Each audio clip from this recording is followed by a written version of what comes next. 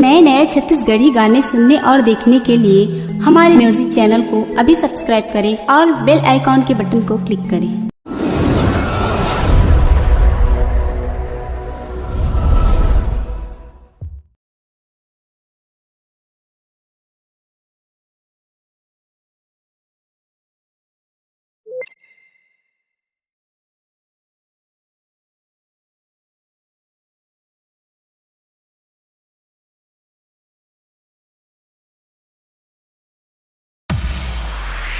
आई कहाँ जाता सो मरारी? मैं हाँ जयराम नगर के बाजार जाथूंगा। अच्छा आज मारे तेकर से टीका। अरे आना भी बैठ ले मझनिया है जाथूंगा अभी अबर कोई सामान बाते है।